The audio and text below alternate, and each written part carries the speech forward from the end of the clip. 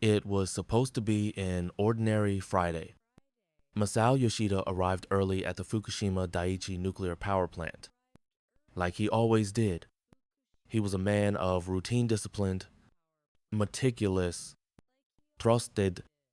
At 56 years old, Yoshida has spent his life mastering the systems and safeguards of nuclear energy, rising through the ranks to become the plant's director. That morning, the 11th of March, 2011, he reviewed daily operations, issued work orders, checked maintenance schedules. The weather was calm. The sea, just beyond the plant's retaining walls, looked as it always had, serene, indifferent. Then, at 2:46 p.m., everything changed. Nearly 180 kilometers away, deep beneath the Pacific Ocean off the coast of Honshu, the tectonic plates of the Earth released a fury that had been building for centuries. A magnitude nil, 0 megathrust earthquake, the most powerful ever recorded in Japan's history, shook the region with a violence that defied comprehension. Buildings swayed in Tokyo. High-speed trains slammed to emergency stops. Cracks split asphalt like paper. The world shifted on its axis literally. And in Fukushima, where 6 reactors stood just meters from the shoreline, the clock began ticking. Inside the control rooms of the plant, lights flickered, alarms blared, and automatic safety protocols kicked in. Reactors 1 through 3 shut down as designed. Reactors 4, woo, and 6 were already offline for maintenance. The nuclear fission reaction ceased, but that didn't mean the danger had passed. Far from it, each reactor housed hundreds of fuel rods. Whichever one shut down continued to produce decay heat. Without cooling, these rods would eventually overheat, melt, and release vast quantities of radiation. That's why Fukushima, like every modern nuclear plant, was equipped with backup diesel generators, ready to pump water through the reactor cores even in the event of a blackout. When the earthquake severed the plant from Japan's electrical grid, the diesel systems kicked in. Water pumps whirred to life. Cooling resumed. For a brief, fragile moment, it looked like catastrophe had been averted, but the earthquake was only the beginning. Far offshore, walls of seawater were rising slowly, imperceptibly at first. Then with terrifying speed, within minutes, a tsunami nearly 15 meters high thundered toward the coastline. At Fukushima Daiichi, the retaining walls were built to withstand waves up to 6 meters. They never stood a chance. At 3:37 p.m., the tsunami struck. A violent surge engulfed the plant, flooding roads, sweeping vehicles inland, and knocking out every single one of the emergency diesel generators.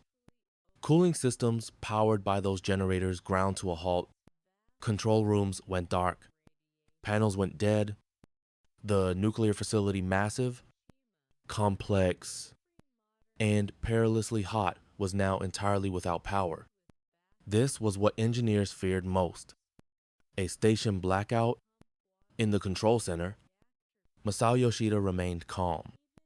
That was his nature. But he knew instantly what was at stake. Without cooling, the water inside the reactors would begin to evaporate. Fuel rods would be exposed. Temperatures would rise to over 2,000 degrees Celsius. At that heat, the rods could melt through the reactor pressure vessel and form a molten, radioactive massacre meltdown. Worse still, pressure inside the reactors would begin to climb. Hydrogen could build up from chemical reactions between the hot fuel and surrounding materials. If that gas ignited, it could cause a hydrogen explosion, blasting apart containment buildings and releasing radioactive material into the atmosphere. Yoshida immediately evacuated non-essential staff and moved his core team into the Emergency Response Center, a bunker reinforced for seismic activity. Communications with Tokyo Electric Power Company TEPCO, the plant's operator, were sporadic. Government lines were jammed. Helicopters began circling overhead. Inside the reactors, silent heat was building. You may never see radiation, but on that day, every decision was a battle against the invisible. By late afternoon, Reactor 1 had lost all cooling capacity.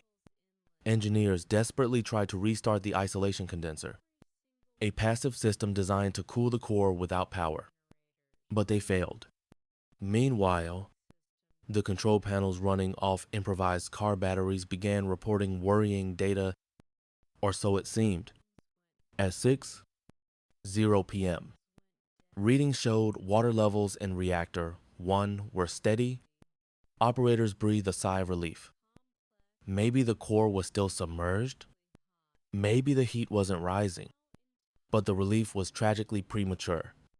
The gauges were faulty, damaged by the quake and waterlogged by the tsunami. The core was in fact already exposed, and the meltdown had begun. Radiation levels on site began to climb. By midnight, Masao Yoshida had made an impossible decision. Reactor 1's pressure vessel was near critical. If the pressure wasn't relieved, it could explode. The only solution: vent the reactor. But with no power, this couldn't be done remotely. Someone would have to go in manually to an area possibly flooded with lethal levels of radiation to turn the valves by hand. He assembled a small team of volunteers. These were men who had trained their whole careers to prevent such a moment. Now they were asked to face it head on. In full protective suits, they entered the reactor building through darkness, through heat, through air that could kill them slowly. Yoshida called them his suicide squad. At dawn on the 12th of March, they succeeded in opening the valves.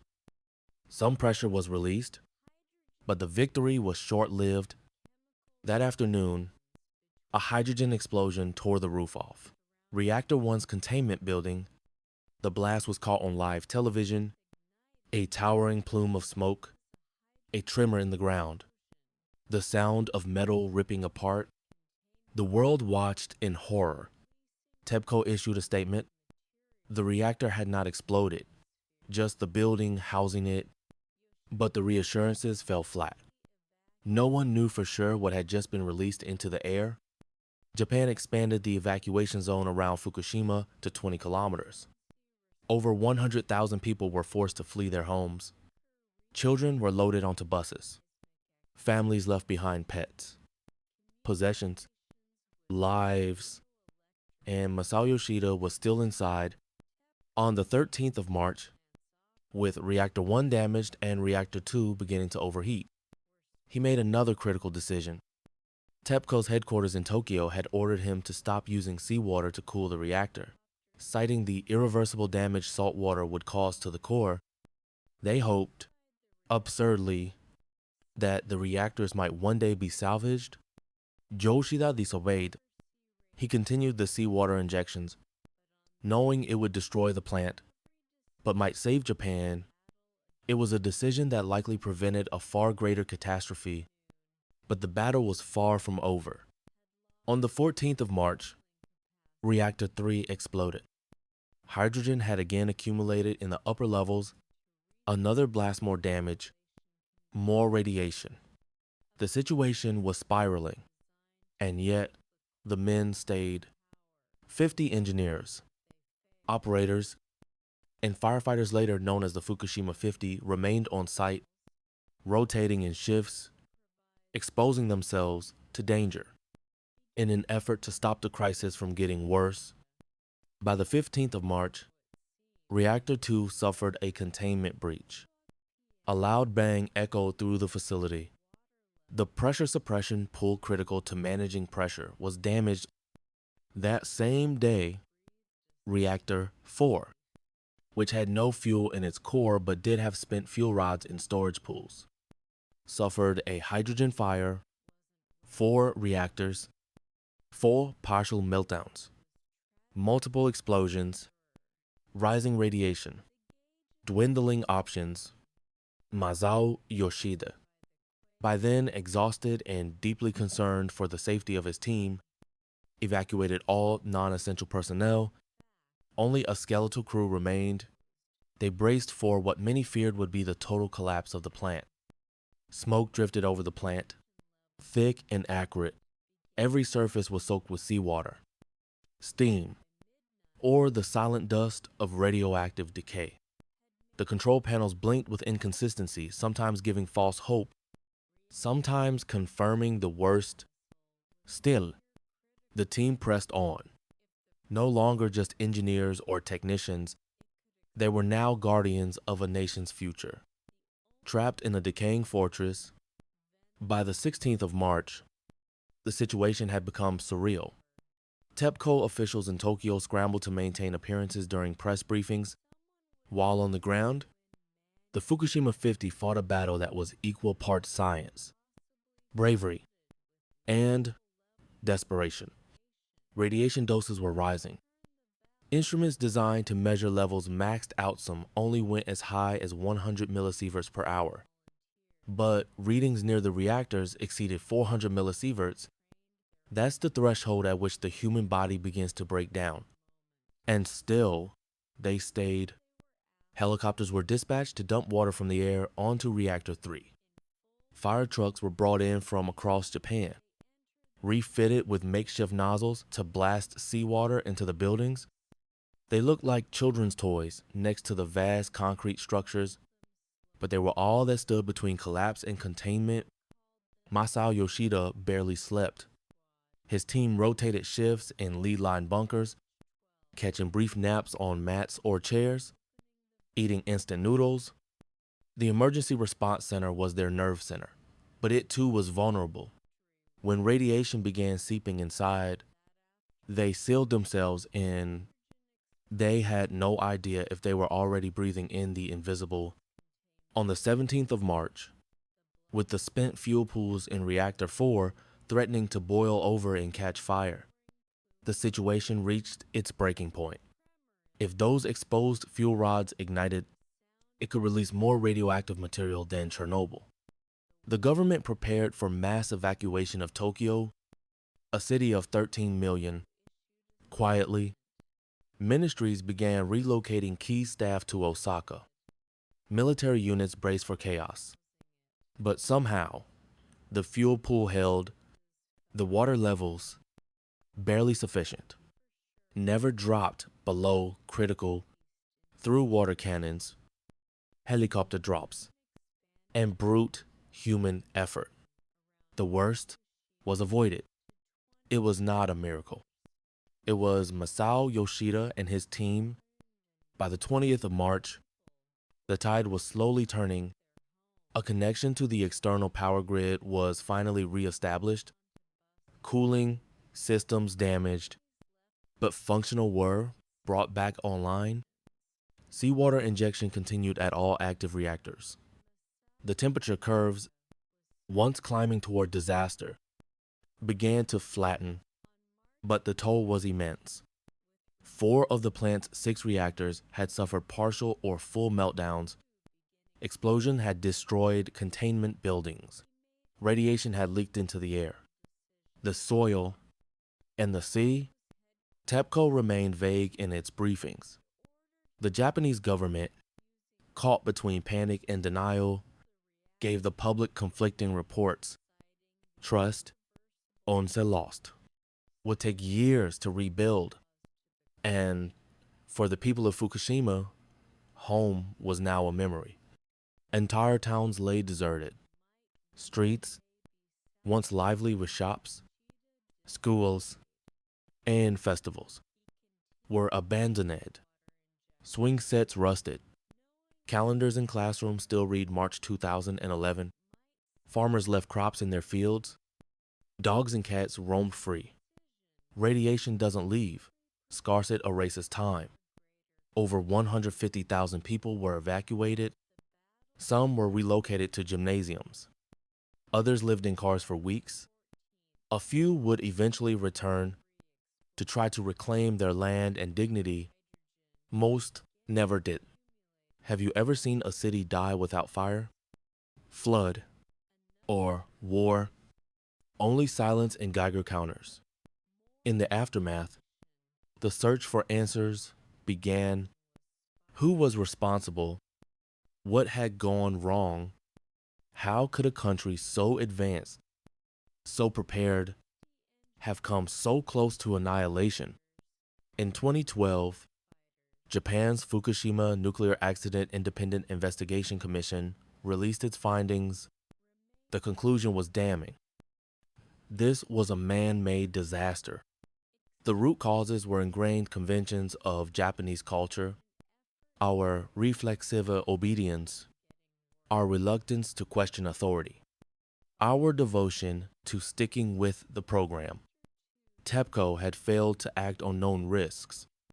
Since the 1990s, internal studies had shown that a tsunami larger than 10 meters could overwhelm the plant's defenses. Yet no upgrades were made. Warnings were ignored. Documents were falsified. Disaster planning was superficial. Drills were theatrical, not realistic. In essence, Fukushima had been an accident waiting to happen. Masao Yoshida testified before the Diet in 2013. He was candid, emotional, and unflinching. He admitted mistakes. He defended his team. He recounted the chaos, the fear, the pressure, but he never played the hero. In fact, he once said, "I am not proud. I just did what had to be done. That is all." 2 years later, he died of esophageal cancer. The government insisted it was unrelated to radiation. Many in Japan weren't so sure. But regardless of the cause, Yoshida left a legacy not of failure, but of courage in the face of catastrophe. By 2015, TEPCO executives were under criminal investigation. 4 senior managers were eventually charged with negligence, resulting in death. In 2022, a civil court ordered them to pay 13 trillion yen in damages, the equivalent of over 100 billion US dollars. It was the largest corporate penalty in Japan's history. And yet, no one went to prison. Justice was slow.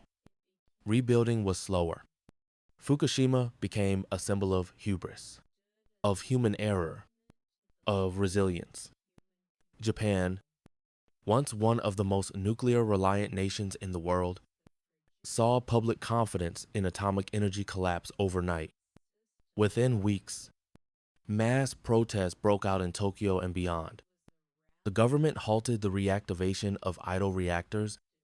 By 2014, only 2 of the country's 54 nuclear reactors remained operational. The impact went global. Germany, long ambivalent about nuclear power, made a decisive break. Chancellor Angela Merkel herself, a physicist, announced an immediate moratorium and a full phase-out of nuclear energy by 2022. Other nations reconsidered their energy portfolios. The specter of meltdown re-entered public consciousness. The term Fukushima joined Chernobyl as shorthand for the unthinkable, but beneath the headlines, beneath the politics, there was a quieter reality. The land around Fukushima Daiichi remains deeply scarred. Radiation levels have decreased, but not disappeared. Forests, which cannot be decontaminated, remain dangerous. Wildlife has returned, not in triumph, but because there is no one left to stop them. Villages still sit empty. Entire generations have been displaced. Cleanup continues to this day. The Japanese government plans to dismantle the reactors and remove the melted fuel debris. A project estimated to take 30 to 40 years. Robotic probes have ventured into the reactors, recording images of twisted metal, scorched concrete, and glowing masses. Each operation is delicate, expensive, and dangerous. Meanwhile, Over 1 million tons of contaminated water are stored in tanks across the site. With storage space running out, the government announced a controversial plan to slowly release the treated water into the Pacific Ocean. The decision has drawn criticism from environmental groups and neighboring countries alike, but with few alternatives, Japan insists the process is safe and necessary. Whether the world believes them is another matter. By 2023, 12 years after the disaster, parts of the evacuation zone were reopened. Radiation levels, while still elevated in some pockets, had dropped low enough for restricted resettlement. The government installed radiation monitoring posts in schools, parks, and roads. Streets were repaved. Buildings were decontaminated. New supermarkets and train stations were built to lure families back, but very few returned. In the town of Okuma, only a few dozen residents came back, mostly elderly. Those too old or too stubborn to start over elsewhere. The younger generations had moved on. Children who fled in 2011 were now adults. They remembered the fear, the hurried evacuations, the months spent in shelters, the whispers about cancer and contamination. Even when told it was safe to return, many didn't. The damage wasn't just physical. It was psychological.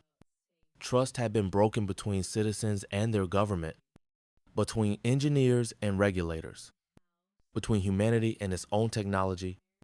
Fukushima was not simply a failure of machines, but of institutions. It is easy to design a reactor on paper, much harder to design a society that never lies to itself. Outside Japan, the legacy of Fukushima was uneven. Some nations doubled down on nuclear energy, arguing that newer reactors were safer, cleaner, and necessary to fight climate change. Others, like Switzerland and Belgium, moved to phase out nuclear power altogether. But what Fukushima made undeniable was this redundancy was not enough. The plant had multiple safety systems: backup power, passive cooling, containment structures. But what it lacked fatally was a plan for the unthinkable and, perhaps more importantly, the courage to act on warnings.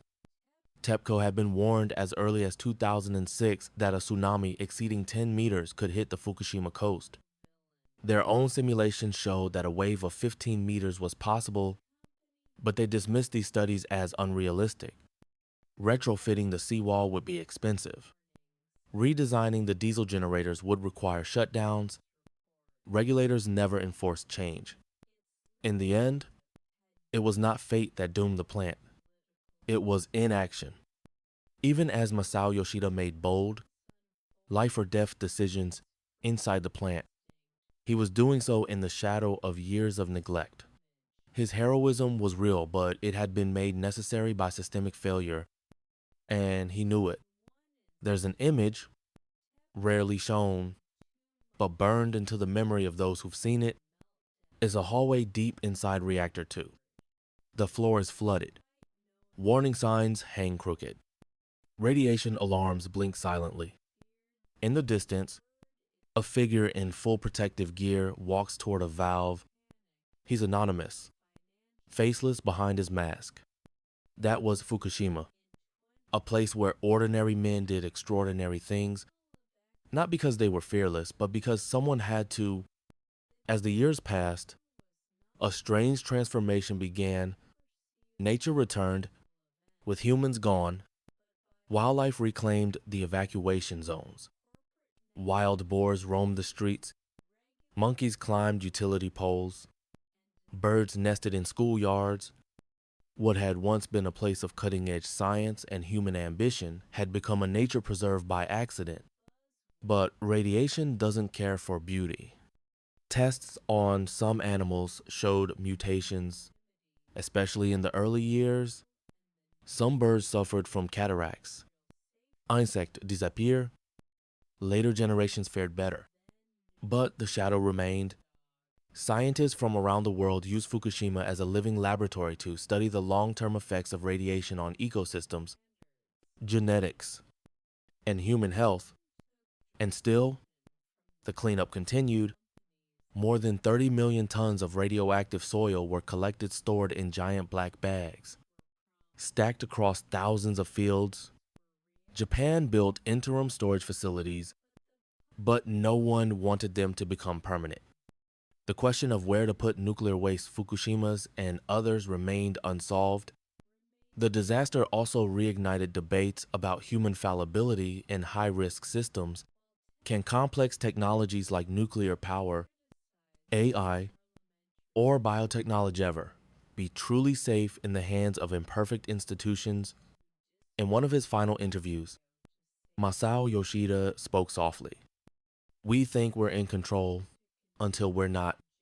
We think we've planned for every possibility until we miss the one that matters." He paused, then added, "But when the time comes, we still have to choose, even if we're not ready." He died in 2013, not as a villain, not even as a hero, but as a man who has stood at the edge and refused to step back.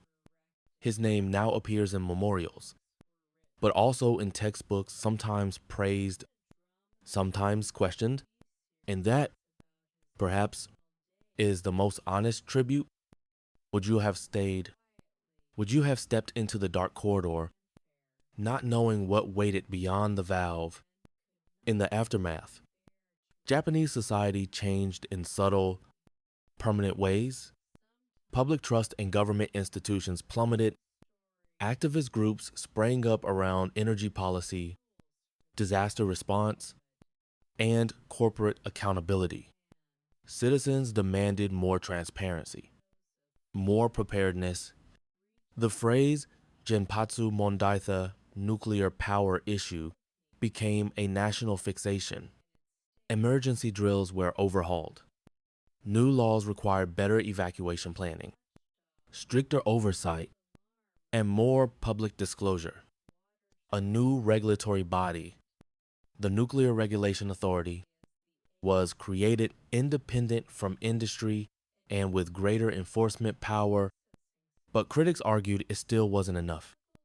The scars of Fukushima weren't just visible on satellite images. They were emotional, cultural, generational. Students born in 2011 grew up with the word Fukushima as part of their vocabulary, like Hiroshima or Chernobyl before them. Parents told stories not of war, but of invisible danger, of hurried departures, of long months in shelters, of lives that never fully returned to normal. And through it all, the reactor still sat by the sea. Their concrete shells, once symbols of progress, were now haunted ruins. Some were being dismantled, piece by piece. Others remained too dangerous to touch. Fukushima had become a paradox, both a triumph of crisis response and a monument to human arrogance, a case study in both courage and negligence. The full decommissioning of the plant is not expected until the 2050s. Time heals many things, but it cannot erase half-lives.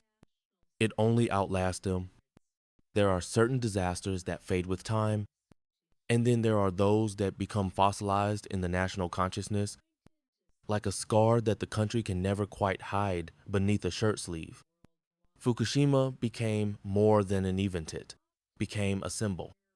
For some, it stood as a testament to the limits of human control, how one wave could expose the fragility of even the most advanced systems. For others, it was a rallying cry to end humanity's dependence on dangerous energy. And for a quiet few engineers, policymakers, and survivors, it became a quiet burden, a whispered reminder that next time, the price could be far worse. As Japan moved forward, the world watched with uneasy admiration. While some countries raced to build newer, more efficient nuclear plants, Japan stood in limbo, torn between necessity and fear. The nation needed energy. After all, before the meltdown, nuclear power supplied 30% of Japan's electricity. But restarting reactors required public support, and public support was fractured. One by one, local municipalities held referendums. Some rejected the restart of nearby plants, others reluctantly allowed it, often in exchange for subsidies or promises of safety upgrades. But in every case, the specter of Fukushima looming a ghost in every blueprint, a caution sign in every reactor hall. And what of the displaced? The evacuees from the Fukushima exclusion zone, over 100,000 people, became known as nuclear refugees. They received compensation from TEPCO and the government, but no amount of money could restore what they had lost. Homes stood abandoned. Fields lay fallow.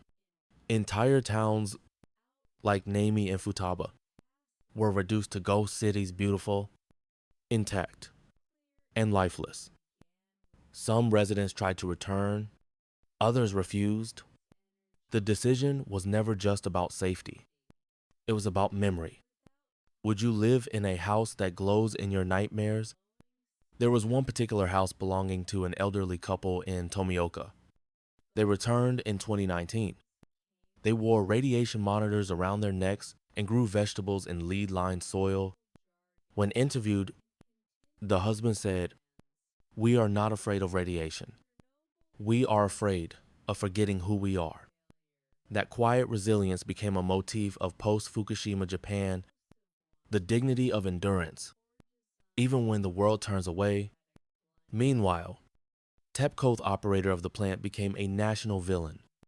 For years, the company had downplayed risks, ignored internal warnings, and falsified maintenance reports. Its leadership had deep ties to political elites, and when the crisis unfolded, its first instinct was to protect its own image, not inform the public. In one instance, TEPCO waited 2 months to confirm that a meltdown had actually occurred, despite knowing much earlier. The company feared the word itself would trigger mass panic and financial collapse. In 2016, a panel of experts concluded that the disaster was not caused by unforeseeable natural events, but by a toxic mix of corporate negligence, regulatory capture, and denial. The phrase regulatory capture became a buzzword in Japanese media, referring to the dangerous proximity between TEPCO and the Nuclear and Industrial Safety Agency, Japan's then nuclear watchdog. The agency had no real power to enforce standards. It often took direction from the very companies it was meant to supervise. Reforms were promised, budgets were reallocated, but the public remained skeptical. And yet, Masao Yoshida remained largely untouched by blame. While TEPCO executives were criticized in parliamentary hearings, Yoshida was hailed as the man who disobeyed Tokyo to save Japan. His decision to continue injecting seawater into Reactor 1 against direct corporate orders was later seen as the turning point that prevented a Chernobyl-level release. After his death in 2013, monuments were erected. Books were written. Even a dramatized television series about his final days was aired, though quietly, with modest fanfare, as if Japan could not quite bear to relive it too vividly. Sometimes, the hero in the story is the one who breaks the rules for the greater good. Outside Japan, the long shadows of Fukushima reached as far as South Korea, the Philippines, the United States, and Europe. Environmental watchdogs raise alarm about radioactive water storage at the plant, especially as the ALPS System Advanced Liquid Processing System struggled to purify the accumulating coolant. At its peak, over 1,000 storage tanks dotted the Fukushima site. Each one held contaminated water used to cool the melted fuel rods water laced with tritium, cesium, strontium, and other isotopes. The total exceeded 3 million tons. Eventually, Japan made a difficult decision: to release the treated water into the Pacific Ocean. Slowly, Over decades, the government and TEPCO claimed the water had been filtered to meet international safety standards and pose no risk to human health. They pointed to similar practices at nuclear plants worldwide, but the optics were terrible. China condemned the move. South Korea issued warnings to its fishing industry, Pacific Island nations, many of which had suffered nuclear testing in the past, voiced outrage. Even Japanese fishermen protested, fearing the return of radiation stigma that had once crippled their livelihood. The irony was bitter. After surviving one of the worst nuclear disasters in history, Japan now found itself once again explaining radiation to a disbelieving world. And yet, the biggest question of all remained unresolved. Was Fukushima a warning or merely a dress rehearsal? Fukushima's legacy cannot be measured in reactors or radiation maps alone. Its deeper mark lies in the question it forced humanity to ask and answer without comfort. What happens when our faith in progress outruns our capacity to control it? The nuclear age began with promises of endless energy, of modernity without consequence, of glowing cities lit by the atom. But those promises came with caveats. Buried in technical jargon and contingency plans, Chernobyl revealed one type of failure: a sudden, explosive, one born of poor design and bureaucratic blindness. But Fukushima revealed a subtler danger, slow failure, not of machines, but of memory and motive. The systems worked until they didn't. The warnings were heard until they were shelved. The safeguards were in place until the sea swallowed them whole. And when that moment came, when reality broke through the illusion, it was not generals or politicians who stepped forward. It was technicians, firefighters, and mid-level engineers. It was people like Masao Yoshida. He was not charismatic. He was not perfect. He had overseen the plant for only a year before the disaster. But in the crucible of crisis, he chose transparency over obedience, duty over protocol, and sacrifice over safety. That choice saved countless lives. And for it, he would pay with his own. He never called himself a hero. But history often gives that name to the ones who never sought it. By the late 2020s, Fukushima had faded from global headlines, but never from the eyes of those who lived it. School children from nearby prefectures visited the memorials each year. Guided past walls of names and rusted machinery, the story was not presented with grandeur. It was told in tones of humility, regret, and quiet respect. The government invested heavily in research and robotics to decommission the planned, sending drones and remote arms into the heart of the reactors, mapping the corium, the melted fuel debris that had fused with steel and concrete. It was a kind of archaeology, not of ancient ruins, but of modern overreach. And still, the world pushed forward. China expanded its nuclear reactor program. France reaffirmed its commitment to atomic energy. The United States, with its aging fleet of plants, began modernizing. For every nation that pulled back from nuclear power, two stepped forward with new blueprints. The planet's need for clean, carbon-free energy had not vanished, but everywhere, silently, Fukushima haunted the margins of those decisions. Environmental protocols became more rigorous. Seawalls were raised. Emergency power systems were duplicated. International standards were revised. Even AI-based monitoring systems were introduced to detect failures before humans did. But one thing no machine could guarantee was truthfulness. And that had been Fukushima's deadliest absence. In 2021, 10 years after the disaster, survivors and workers gathered at the Fukushima Daiichi site. They planted a cherry blossom tree not far from the twisted skeleton of Reactor 3. The tree stood as both a memorial and a prayer. Some called it symbolic, Others called it foolish. Masao Yoshida's widow was there. She declined to speak publicly. But a note was found later, left under a stone near the tree's base. It read, "He didn't run. Neither did they." That's all we need to remember. Perhaps the greatest tragedy of Fukushima was not the meltdown itself, but how close Japan came to losing not just a region, but its soul. Trust is harder to rebuild than concrete, and radioactive particles stay in the air for a century. But mistrust can linger even longer. In literature and history, the sea often symbolizes cleansing, renewal, but at Fukushima, the sea became the harbinger. It swallowed diesel generators, drowned evacuation roads, carried away homes, and ironically received the very water used to keep the reactors cool. Every drop released into the ocean, though deemed safe, is also a reminder not just of what was lost, but of how thin the line truly is between safety and catastrophe. The line is measured in meters of seawall, in backup generator elevation, in hours of hesitation during a venting procedure, in the flicker of a faulty gauge, in the integrity of a phone call from headquarters, in the human decision to speak plainly or cover up. Fukushima was not just a tragedy. It was a mirror. It showed us who we become under pressure, under silence, and under a slowly rising tide.